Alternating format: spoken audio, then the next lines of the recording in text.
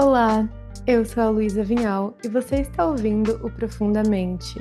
Se você procura cuidar do seu corpo, acalmar sua mente e aprofundar a conexão com a sua essência, esse podcast é para você.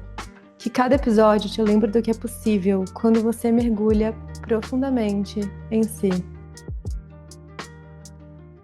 Oi, gente! O episódio de hoje é sobre como o ambiente no qual você está inserido está o tempo inteiro reprogramando o seu cérebro.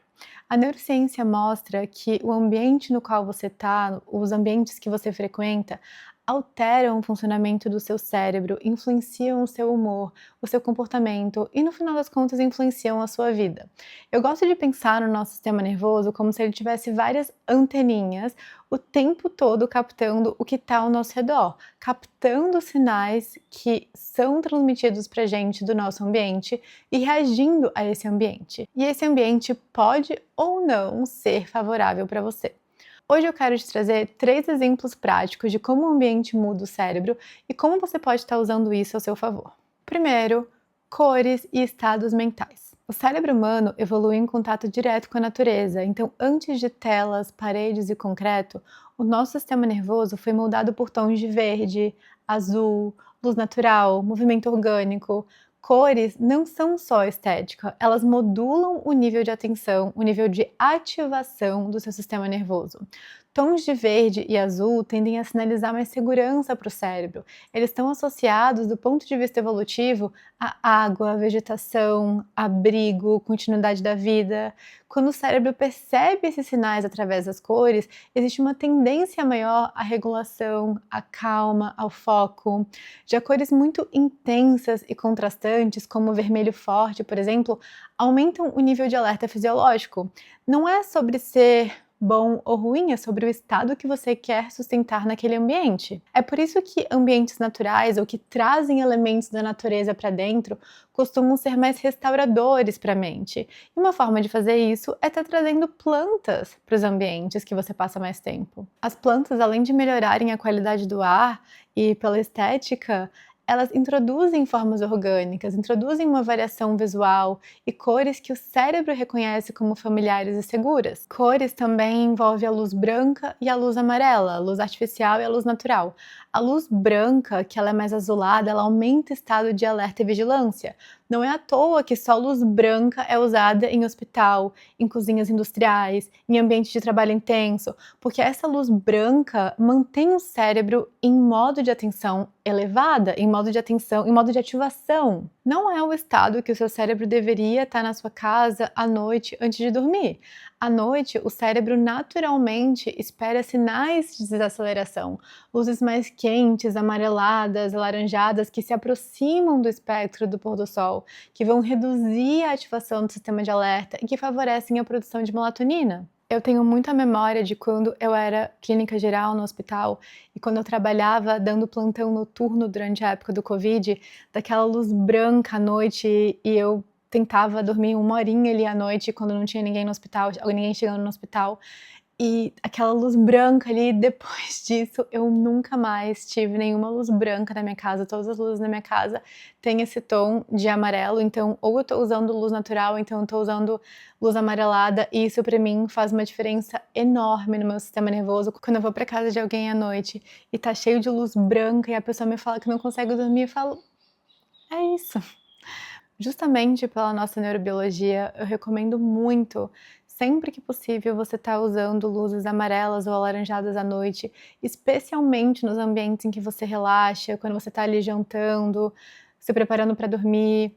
E é muito interessante como muitas das ferramentas que hoje existem para regular o nosso sistema nervoso e nos realinhar com o nosso ritmo natural, com o nosso ciclo de sono e vigília natural, no fundo, podem ser resumidas a algo muito simples, que é estar nos aproximando mais da natureza, da forma como o nosso sistema nervoso evoluiu ao longo dos anos. Segundo ponto, caos versus organização.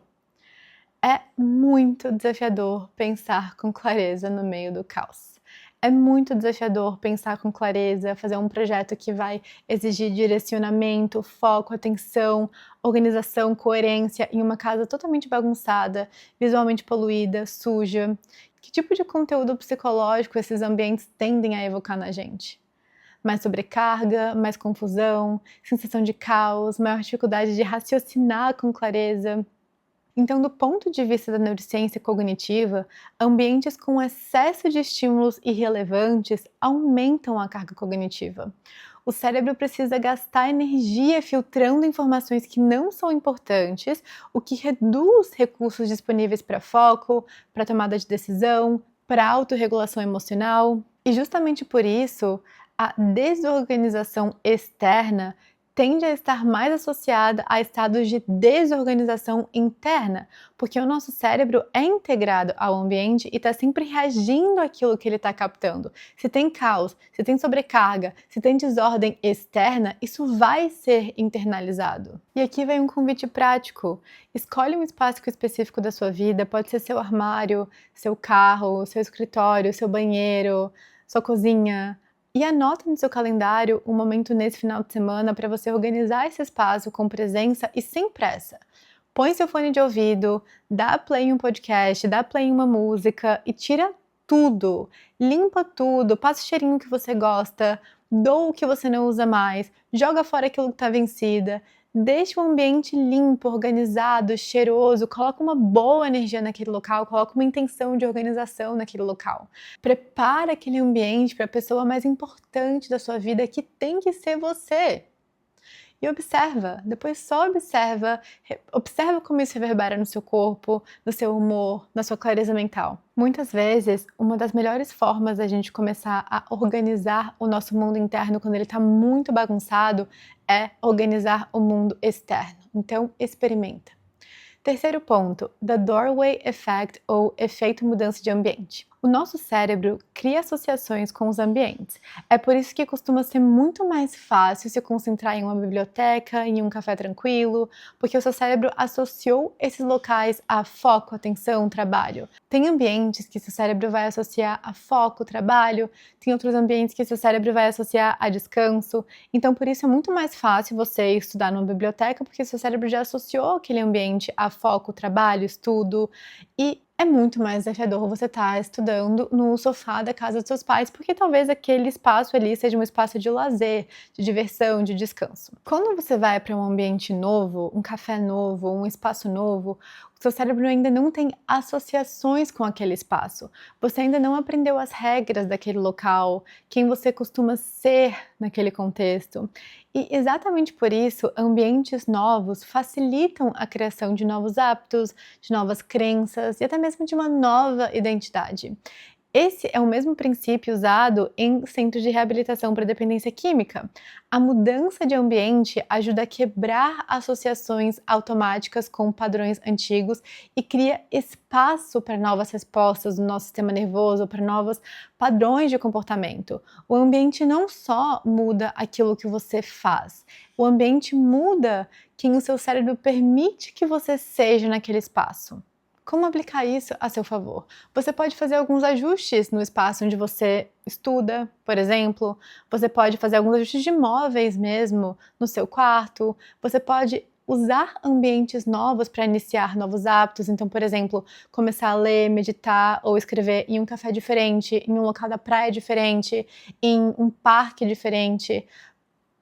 Ir para um local diferente e começar a ser essa versão sua diferente, ou começar um hábito novo em um local diferente, pode ser muito mais fácil do que tentar só mudar o comportamento no mesmo ambiente que você está, cheio de associações antigas. E de novo, esse novo ambiente pode ser qualquer lugar, pode ser um ambiente externo ou pode ser só um cantinho da sua própria casa que você reformulou, você colocou uma almofadinha ali, você colocou uma velinha, você colocou um incenso, uma plantinha. E existe esse efeito na neurociência chamado The Doorway Effect e a tradução literal é o efeito da porta. Toda vez que você atravessa uma porta ou você muda de ambiente, o seu cérebro faz uma espécie de reset de contexto. Então ele reorganiza o seu estado mental ativo. É por isso que muitas vezes quando você entra na cozinha você esquece o que você foi fazer ali, porque o seu cérebro mudou de cenário e junto com ele mudou o seu modo de funcionamento. E por isso uma recomendação muito simples é ter um espaço dedicado ao seu trabalho, não trabalhar na cama, evitar trabalhar na mesa da cozinha, no meio da casa, entre tarefas domésticas. Ter uma mesa, uma cadeira, um cantinho, um espaço claro para o trabalho ajuda muito o seu cérebro a entender que entrei aqui, agora ligado, modo trabalho. Quando você tenta trabalhar, criar, produzir, pensar no mesmo ambiente em que você organiza a casa, em que você descansa, em que você come, o cérebro gasta muita energia alternando entre modos, alternando entre contextos. Isso gera muito cansaço, isso gera muita dispersão, isso gera uma sensação de estar sempre fazendo tudo pela metade. E poderia ser ajustado se você tivesse locais específicos, momentos específicos para fazer determinadas coisas. Então, gente, é isso.